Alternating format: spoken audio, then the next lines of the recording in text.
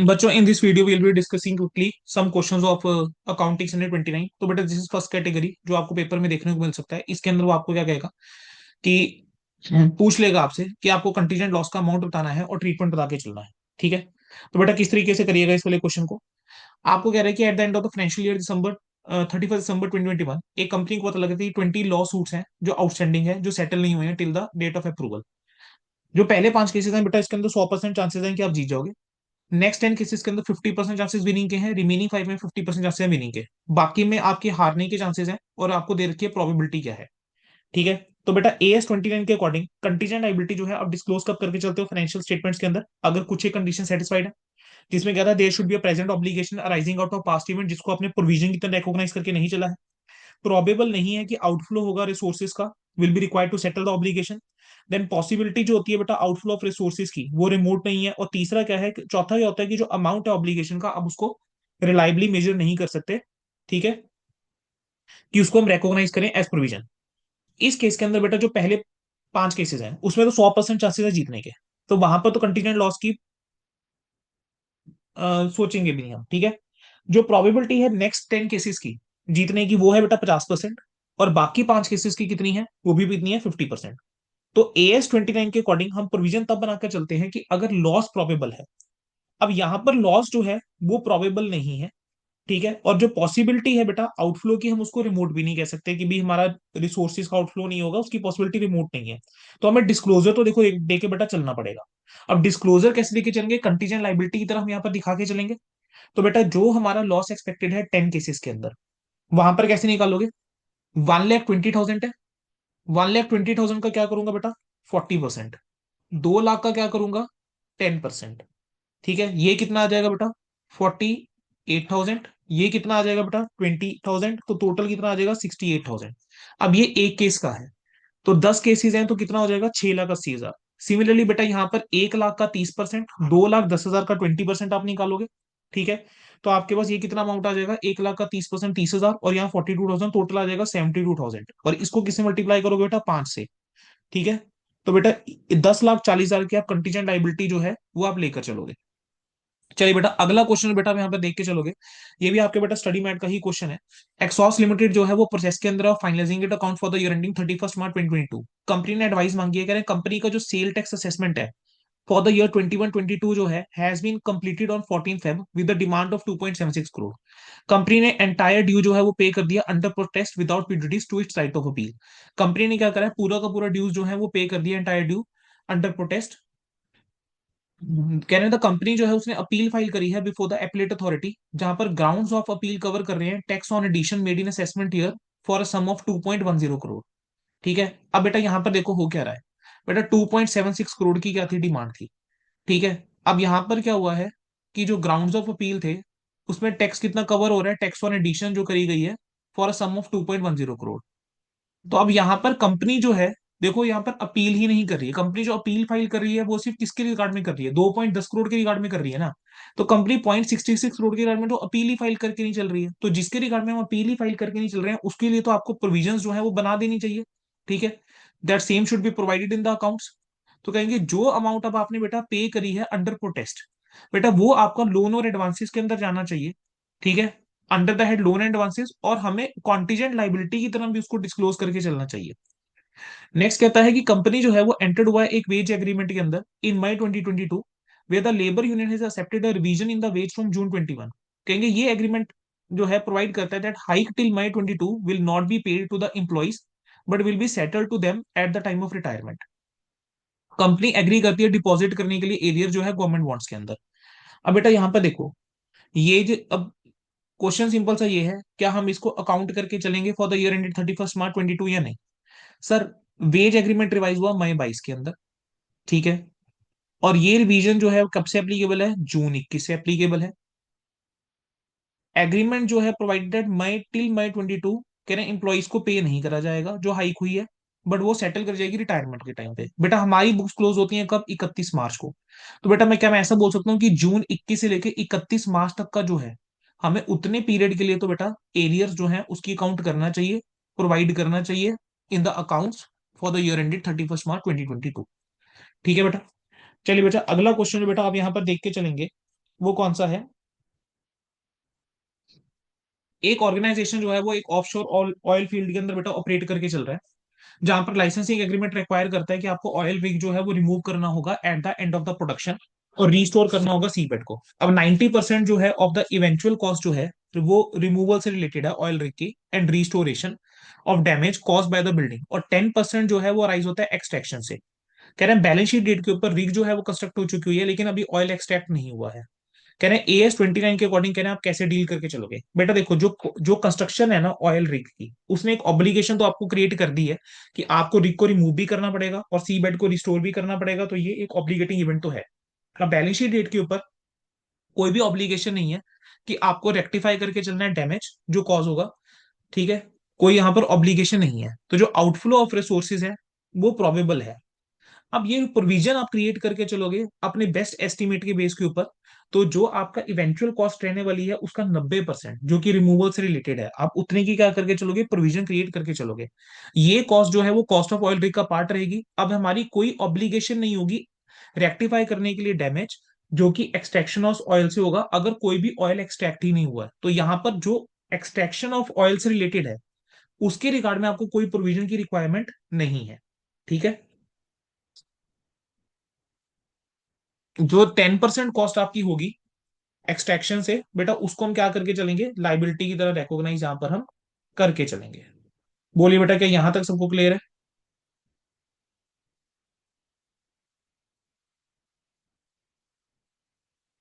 चलिए बेटा, अब अगला क्वेश्चन एक बार देख लेंगे। क्योस लिमिटेड जो है वो is in the process of finalizing its account for the year ended 31 March 2020 है। It seeks your advice in the following cases. Kios limited जो है उसने बेटा कोर्ट केस फाइल करा है 2014-15 में against its competitor. It became evident to lawyers during the year ended 31 March 2020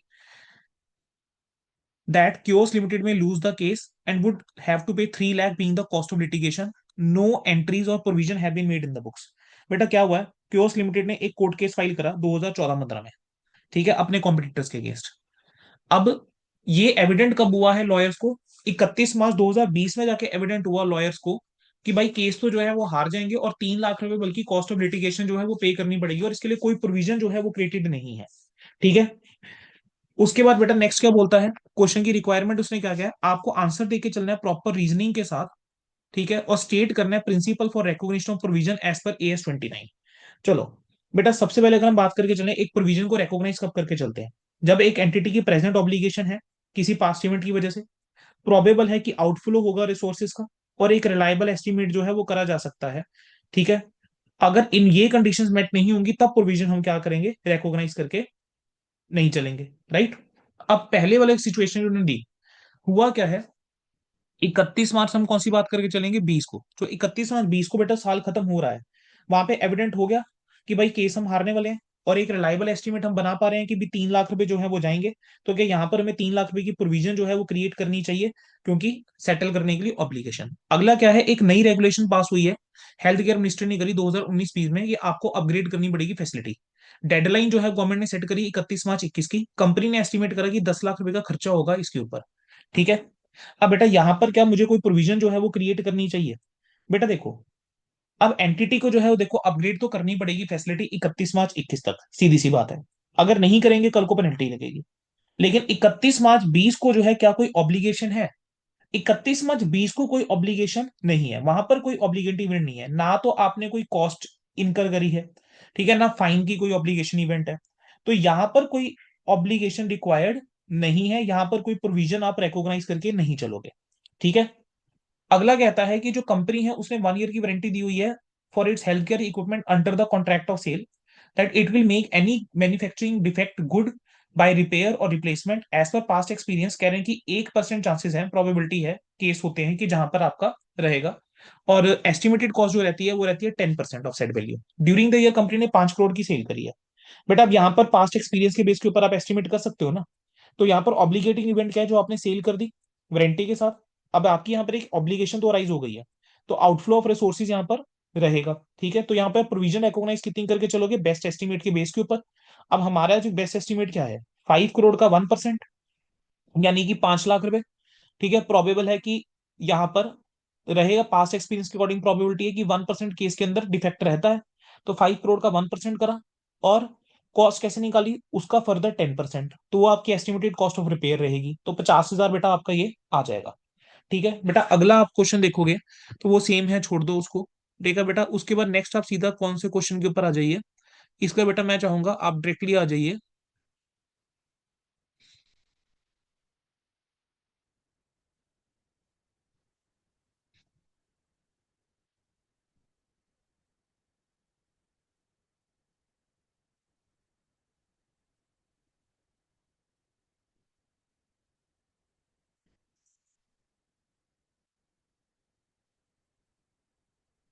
question number 8 के ऊपर आओ बेटा। क्वेश्चन नंबर 8 के भी बी पार्ट के ऊपर आइएगा। ठीक है। अल्फा लिमिटेड ने बेटा एक सेल कॉन्ट्रैक्ट एंटर करा है 7 करोड़ रुपए का with Gamma limited during the 2018-19 financial year. कह रहे हैं प्रॉफिट जो है वो इस ट्रांजेक्शन के ऊपर कितना है, 1 करोड़ रुपए का प्रॉफिट है इस ट्रांजेक्शन के ऊपर। कहेंगे जो डिलीवरी है वो कब होनी है, पहले महीने के अंदर होनी है 2019-20 के। और 2 करोड़ पे जो है वो पे करे जाएंगे किसको, गामा लिमिटेड को। अल्फा लिमिटेड गामा लिमिटेड से एंटर करा है सेल कॉन्ट्रैक्ट के अंदर। प्रॉफिट जो है बेटा ट्रांजेक्शन के ऊपर 1 करोड़ का है। और कह रहा है कि 2 करोड़ का कंपेंसेशन जो है वो पे करना पड़ेगा अगर फेलियर होता है। कौन पे करके चलेगा, गामा लिमिटेड को पे करना होगा अल्फा को। अल्फा लिमिटेड ने मैन्युफैक्चरिंग प्लान करी लास्ट मंथ के अंदर। 31 मार्च 2019 को गुड्स मैन्युफैक्चर नहीं हुए थे और अनलाइकली है कि हम उस पोजीशन में होंगे कि हम कॉन्ट्रेक्चुअल ऑब्लिगेशन फुलफिल कर पाएंगे। आपको एडवाइस करना था यहाँ पर प्रोविजन फॉर कंटीजेंसी के रिगार्ड में। बोलो बेटा यहाँ पर क्या होना चाहिए। सर देखो, एंटरप्राइज की यहाँ पर ऑब्लिगेशन है पास्ट इवेंट के चलते। ठीक है, जिसकी वजह से आउटफ्लो होगा और रिलायबल एस्टिमेट भी करा जा सकता है, तो यहाँ पर प्रोविजन आप रेकॉग्नाइज करके चलोगे। अल्फा लिमिटेड जो है उसकी ऑब्लिगेशन थी कि आपको गुड्स डिलीवर करने थे स्टिपुलेटेड टाइम में कॉन्ट्रैक्ट के चलते। अब यहाँ पर आप गुड्स तो डिलीवर कर नहीं पाओगे और पॉसिबल है कि आप कंपेंसेशन जो है वो देख सकते हो, वो दिया हुआ है 2 करोड़ रुपए का। तो आपको यहाँ पे 2 करोड़ के लिए प्रोवाइड करनी चाहिए फॉर कंटीजेंसी।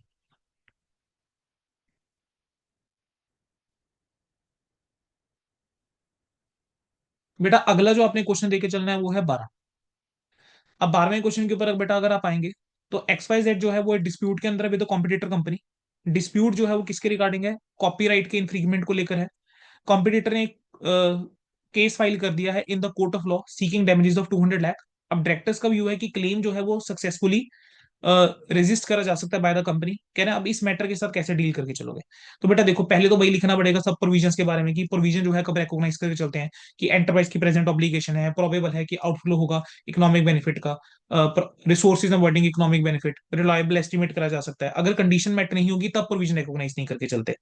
अब इस केस के अंदर क्या हो रहा है कि डायरेक्टर्स की ओपिनियन क्या है कि क्लेम को हम सक्सेसफुली क्या कर सकते हैं, रेजिस्ट कर सकते हैं। तो यहां पर कोई भी आउटफ्लो नहीं होने वाला। अगर कोई आउटफ्लो नहीं होने वाला तो कोई प्रोविजन यहाँ पे रिक्वायर्ड नहीं है।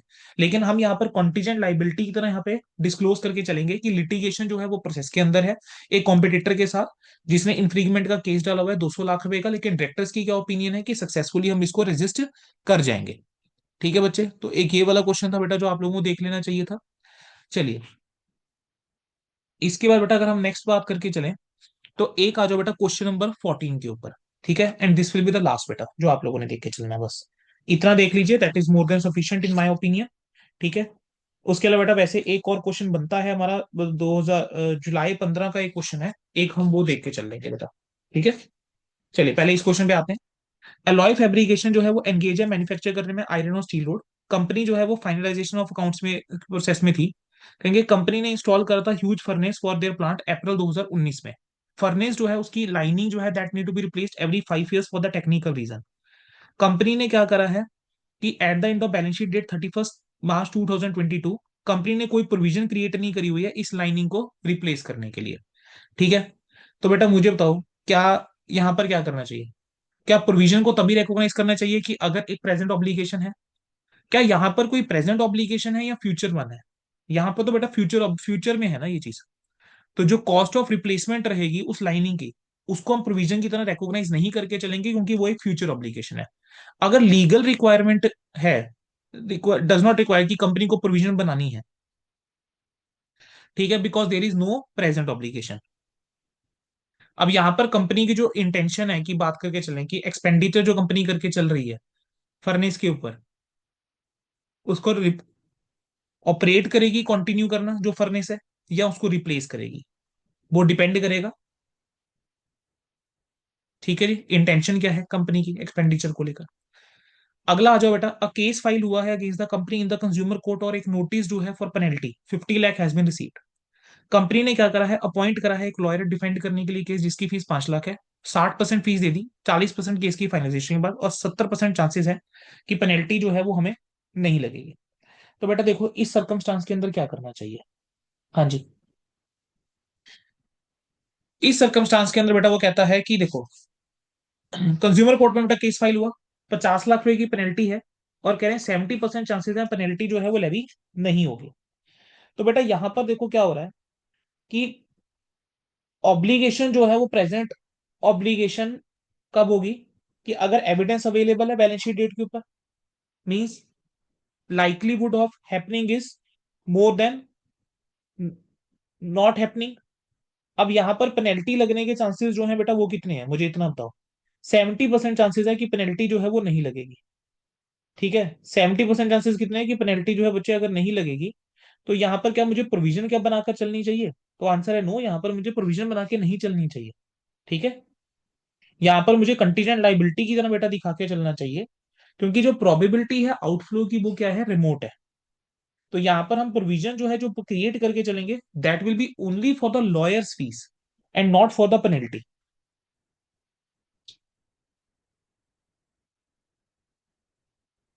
चलिए बेटा, ये आपका क्वेश्चन हो गया।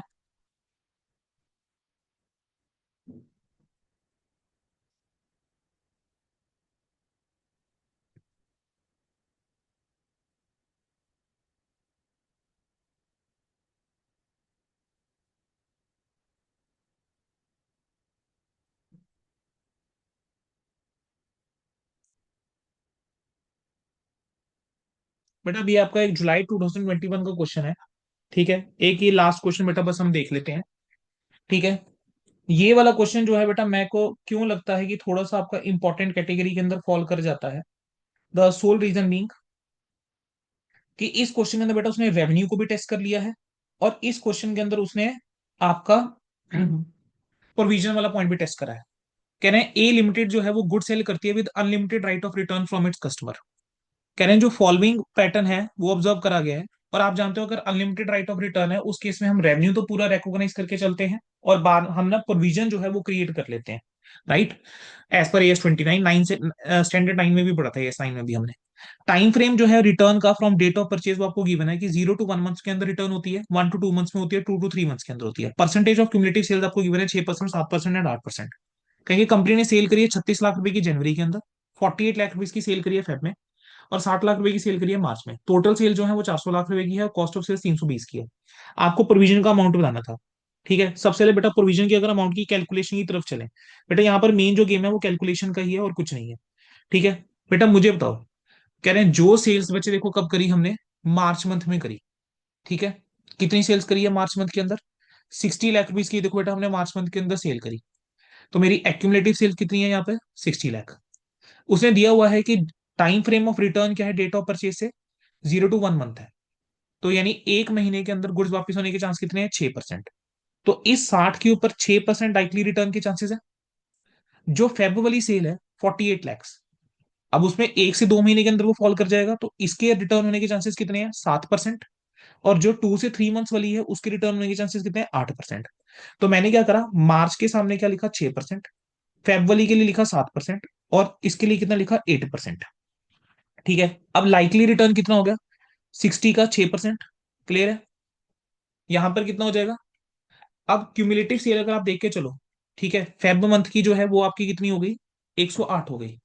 अगर कह रहे हैं कि जो टाइम फ्रेम में रिटर्न का from date of purchase that is 1 to 2 months, तो क्यूमुलेटिव सेल्स के ऊपर 7% बोल रहा है वो। क्यूमुलेटिव सेल्स अब कितनी है, क्या क्यूमुलेटिव सेल जो है हमारी 108 है, तो 108 के ऊपर 7% कितना हो गया, 7.56।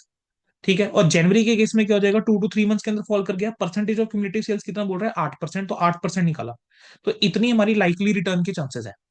ठीक है, तो लाइकली रिटर्न आप लोगों को पता लगी बच्चे। अब इसके अंदर हमने क्या करना है, प्रोविजन जो है वो क्रिएट करके चलनी है। अब कितने की प्रोविजन बच्चे यहां पर हम क्रिएट करके चलेंगे। ठीक है, दैट इज द पॉइंट।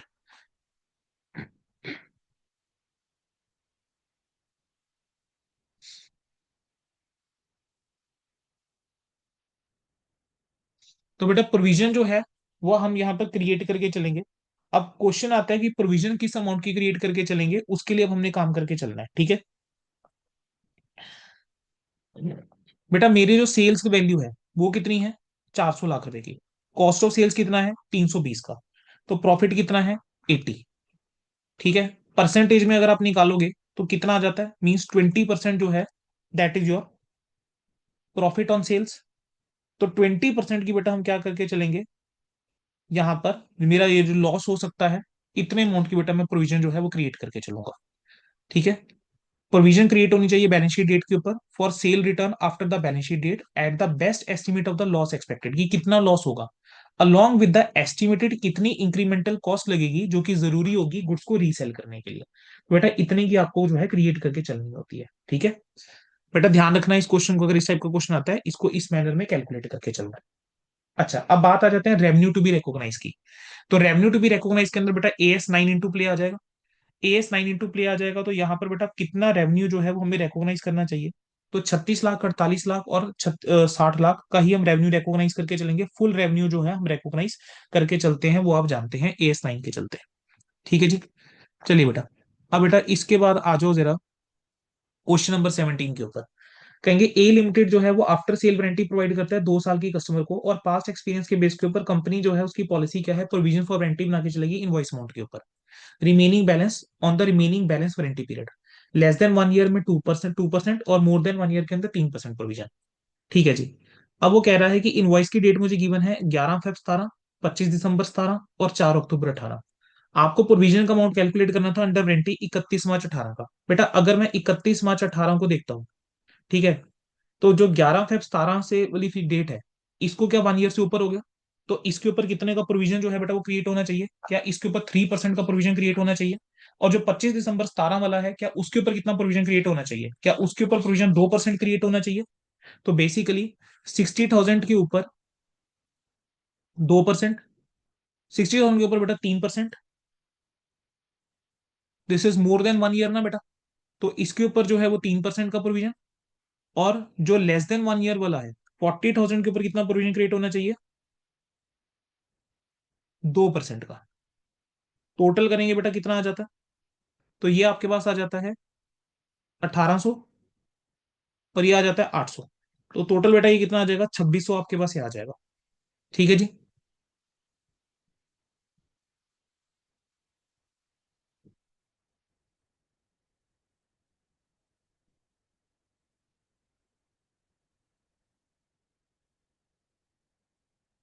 अरे बच्चों सॉरी सॉरी, बेटा गड़बड़ कर गए, क्वेश्चन को ध्यान से नहीं पढ़ा, रियली सॉरी बच्चों।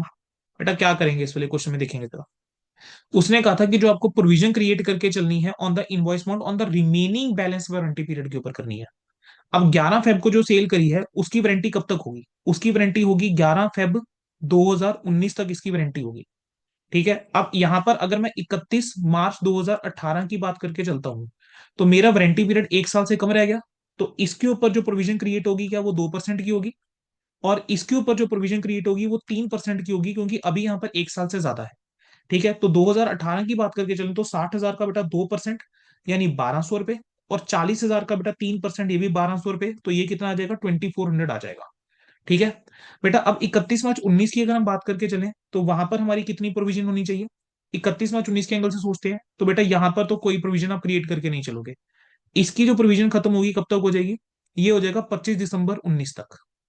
लेस देन 1 ईयर बचा है, तो 40,000 के ऊपर इज 0.2, और इसका कब तक रहेगा, 20 तक रहेगा। अब यहां पर जो है वो मोर देन 1 ईयर है, तो 1,35,000 के ऊपर बेटा कितना, 3% जो है आप क्रिएट करके चलोगे। ठीक है। 1,35,000 के ऊपर 3% निकालोगे, 4,050। यहाँ कितना आ जाएगा, यहाँ आ जाएगा 800, टोटल आ गया 4850। बेटा 2400 की प्रोविजन आपने पहले से क्रिएट करी हुई है, अब 4850 की प्रोविजन होनी चाहिए, तो कितने की अमाउंट आप डेबिट करके चलोगे पीएनएल के अंदर, 2450 की अमाउंट आप डेबिट करके चलोगे। तो बेटा ये क्वेश्चन था बेटा जो आप लोगों ने बस देख के चलना था। इस टाइप का क्वेश्चन बेटा पेपर में आया हुआ है पास्ट में। ठीक है। दैट्स इट बेटा, जो मैंने ये क्वेश्चन बस डिस्कस करके चले हैं, इतना आप एक बार देख लीजिए, that would be more than sufficient. ठीक है, टू कवर योर AS29। चलिए बेटा।